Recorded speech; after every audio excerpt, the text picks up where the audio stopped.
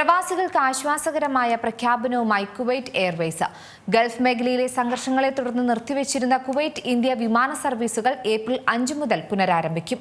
Gulf മേഖലയിലെ സംഘർഷങ്ങളെ തുടർന്ന് നിർത്തിവച്ചിരുന്ന Kuwait India വിമാന സർവീസുകൾ ഏപ്രിൽ 5 മുതൽ പുനരാരംഭിക്കുകയാണ്.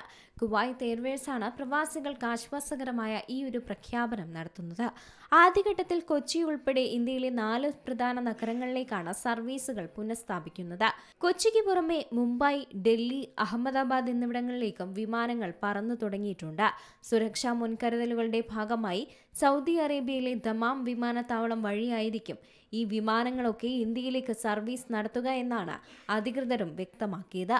മേഖലയിലെ സംഘർഷം മൂലം വിമാനങ്ങൾ റദ്ദാക്കിയതോടെ മാസങ്ങളായി നാട്ടിലേക്ക് മടങ്ങാൻ കഴിയാതെയും അവധി കഴിഞ്ഞ് തിരിച്ചെത്താൻ സാധിക്കാതെയുമൊക്കെ കുടുങ്ങിക്കിടക്കുന്ന ആയിരക്കണക്കിന് പ്രവാസികൾക്ക് ഈ കുവൈറ്റ് എയർവേസിന്റെ ഈ തീരുമാനം വലിയൊരു ആശ്വാസം തന്നെയാണ് ആയിരിക്കുന്നത്.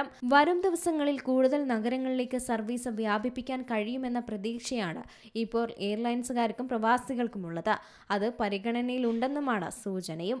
International desk, Zee Malayalam news. ഏറ്റവും പുതിയ വാർത്തകളും വിശേഷങ്ങളും വിരൽ തുമ്പിലറിയാൻ സീ മലയാളം ന്യൂസ് എല്ലാ ഡിജിറ്റൽ പ്ലാറ്റ്ഫോമുകളിലും ലഭ്യം.